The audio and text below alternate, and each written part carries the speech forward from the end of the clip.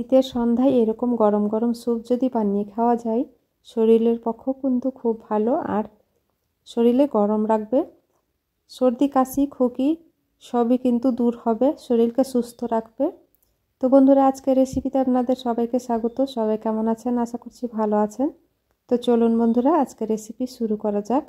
তো প্রথমে আমি নিয়েছি এখানে গাজর কুচি, এখানে নিয়েছি চিকেন, বাঁধাকপি, আর নিয়েছি মটরশুঁটি, আর নিয়েছি পেঁয়াজ কলি, আর এদিকে পেঁয়াজ কুচি নিয়েছি, আদা কুচি, কাঁচা লঙ্কা কুচি, রসুন কুচি।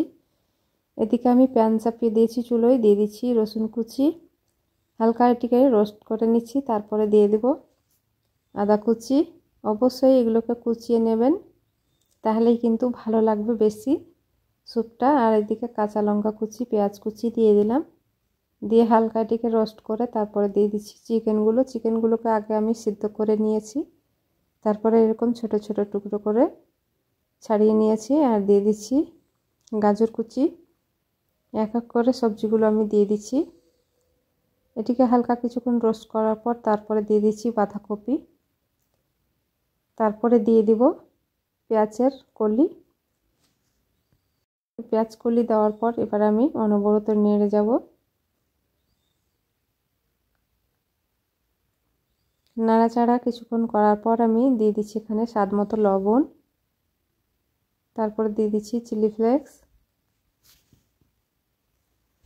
দিয়ে আবারও নাড়াচাড়া করে খুব সুন্দরভাবে মিশিয়ে নিলাম। কিছুক্ষণ সেদ্ধ হওয়ার পর আমি এক ছিপি এখানে দিয়ে দিচ্ছি সয়া সস, দিয়ে অনবরত নেড়ে চেড়ে কষিয়ে নেব।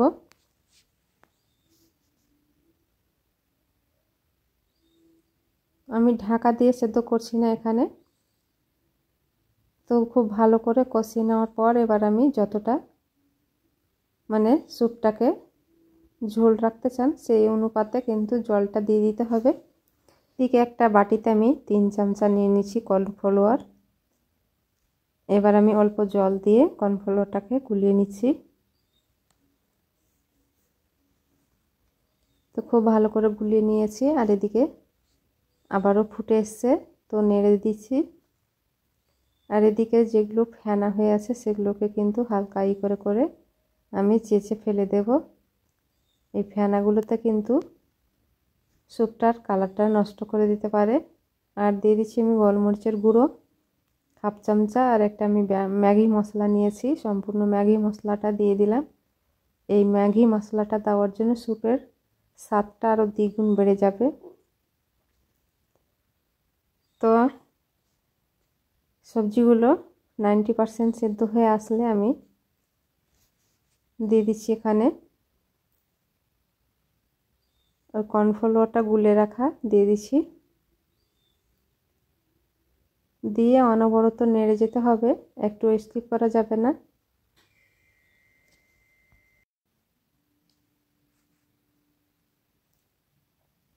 কিছুক্ষণ জাল দেওয়ার পর দেখতে পাচ্ছেন স্যুপটা কতটা ঘন হয়ে এসছে। এই পর্যায়ে আমি চুলোটাকে অফ করে দিলাম, দিয়ে নামিয়ে নিচ্ছি। তো একটা বাটি নিয়েছি, বাটিটাতে আমি সার্ভ করে নিচ্ছি। আর এই যে দেখুন কতটা লোভনীয় হয়েছে। চিকেন স্যুপ, চিকেন দিয়েছি তার মানে তো আরও মজার হবে। মুখে দিলে চিকেনগুলো মুখে পড়বে, খেতে দুর্দান্ত লাগবে। আর এই যে দেখুন কি সুন্দর একটা কালার হয়েছে, দেখতে কতটা লোভনীয় হয়েছে। তো বন্ধুরা, এরকম গরম গরম স্যুপ কিন্তু আপনারাও বাড়িতে বানিয়ে খুব সহজেই খেতে পারবেন। বাচ্চা কাচ্চাকেও খাওয়ানো খুবই ভালো স্বাস্থ্যের পক্ষে।